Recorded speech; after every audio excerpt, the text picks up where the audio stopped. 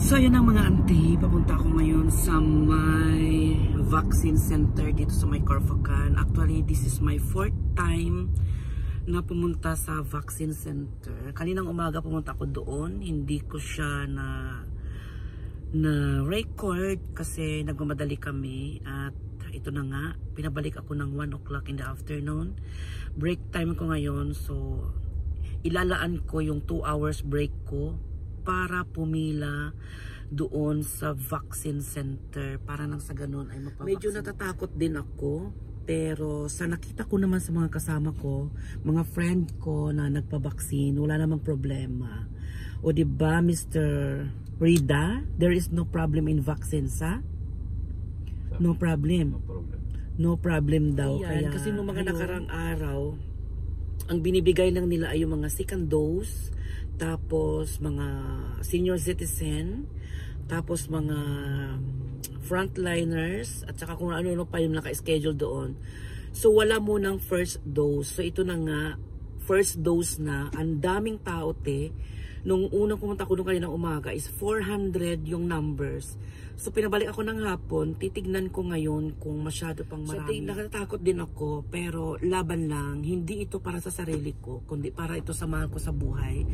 Na siyempre pag na-vaccine na tayo, so yung immune system natin very strong na. So hindi na tayo makakasagap ng virus.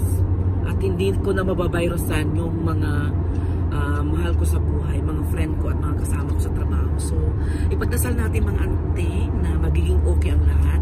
I-update ko kayo kung ano yung mangyayari mamaya.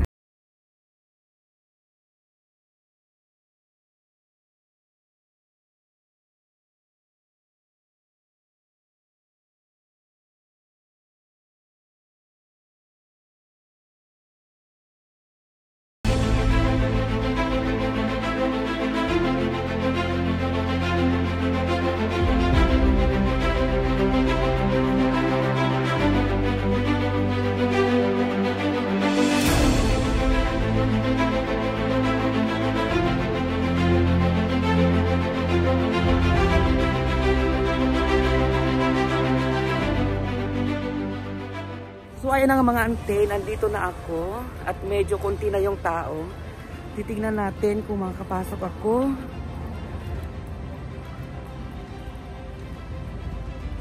I will check kung matatanggap ba ako dito. So ayan nga mga ante, hindi ko na na-document. Hindi ko na nakita. Hindi na ako pumila kasi salamat kay Chester Gamino kasi tinawagan niya yung friend niya na nagtatrabaho dito from dito nga. Hindi na natin sasabihin kung sino yung pangalan. Pinapasok niya na ako at inilagay kagad sa pila at doon na rin ako na gumawa ng form. Sinulot ko yung pangalan ko. Siyempre, pinakita ko yung ID ko at saka nilagay ko yung number ko and then ako na yung sumunod kaagad. Ganon tayo kalakas ganon kaganda ang inyong Auntie Kalachutche. Maganda talaga pag marami kang kaibigan. Maraming salamat Chester Gamino. At ito na nga, mayroon na tayong card. At masakay na rin ako sa friend ko na si Rida. So yun na nga mga auntie. Mayroon na akong card dito.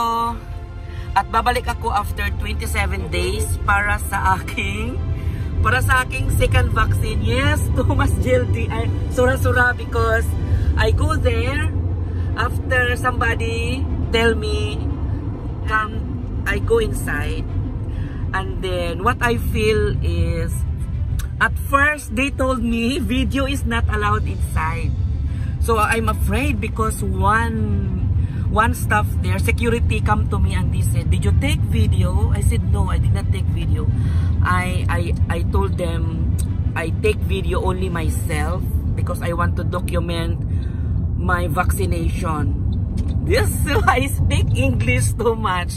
And after that, very nervous because it's my first vaccine, because I heard about people who don't like vaccine because for them, vaccine is not good. Wala.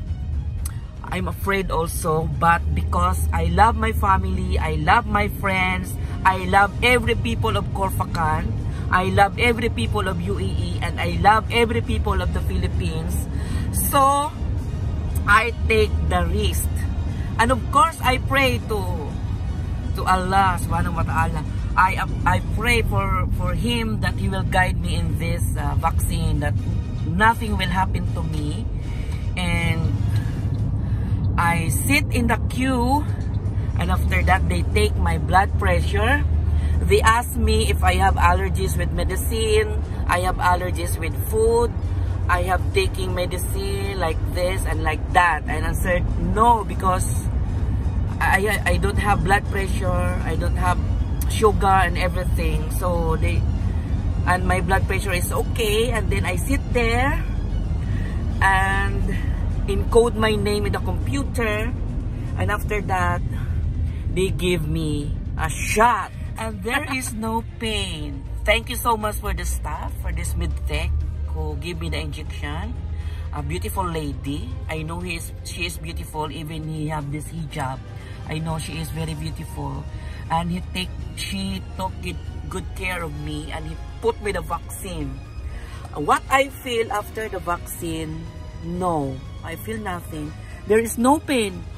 Nothing. No pain. See? No pain. I will check after how many hours. Then I will notify you guys what I feel after 1 hour, 2 hours like this. Okay? A few moments later. So, ayan na nga mga ante. After 1 hour or 1.5 hour, as of recording of this video, wala naman akong ibang nararamdaman kasi kumain pa ako after ng vaccine ko. Like 10 minutes ago, kumain ako ng aking lunch at medyo nabusog ako at pinapakiramdaman ko kung anong mararamdaman ko after the vaccine. Mayroon akong strange nararamdaman na medyo nahihilo lang ako. Nahihilo. Yung hilo ko is hindi naman masyadong nahihilo na talagang gumaganon ako. Siguro nahihilo ako is because of my eyes. Siguro dahil sa mata ko.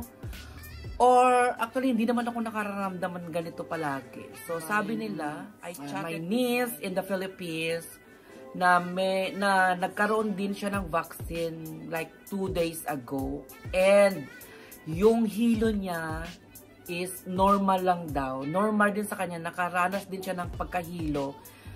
At yun lang din ang nararamdaman ko ngayon. Medyo nahihilo ako. At habang nagsasalita ako ngayon mga ante, parang alam mo yun, yung uminom ka ng malakas na dosage ng gamot. Ganon. Yung parang may naririnig kang ano doon sa utak mo. Yung parang ganon. Na-experience nyo na rin yun ating kapag may mga sakit kayo at uminom kayo ng gamot na grabe ang dosage, ganun yung nararamdaman. Medyo masakit yung ulo dito. Tapos, habang nagsasalita ako, medyo may nararamdaman ako sa loob. Ganun lang naman yun. At ito yung injection ko. Ayan ito. At medyo nangalay lang siya ng konti. Which is normal naman kapag tinusok tayo na. So far, yun lang naman ang nararamdaman ko ngayon. Kung tatanungin nyo kung okay ba ako, as at the moment, okay naman ako, pero medyo kinakabahan ako. Normal lang yun mga ante, nakabahan tayo. Pero ang masasabi ko lang sa mga natatakot dyan, sa mga negative about the COVID vaccine, huwag po kayong matatakot. Dahil hindi naman siguro yan ibibigay sa atin.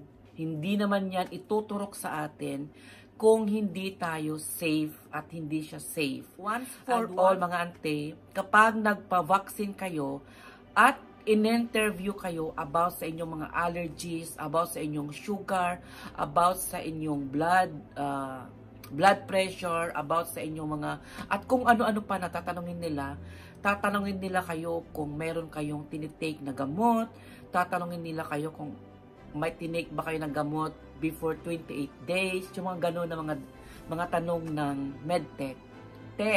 Maging honest lang po tayo, huwag tayong magsinungaling para lang magkaroon tayo ng vaccine. Sabihin natin ang katotohanan kung meron ba tayong nararamdaman o wala, kung meron ba tayong karamdaman o wala. Maging honest lang po tayo. At yun na nga, huwag kayong matakot magpa-vaccine dahil ito ay para sa atin. Isipin mo na lang mga ante yung mahal mo sa buhay para sa kanila. Sa mga negative thinker dyan na ganito daw kapag nagpa-vaccine ka ay may ilalagay daw ng microchips sa iyong katawan at kontrolado ka na daw ng isang tao. Kukontrolin ka daw, ganun, magiging zombie ka daw. Ay, sa kakapanood natin ng mga zombies, mga auntie, huwag tayong paapekto sa mga black propaganda.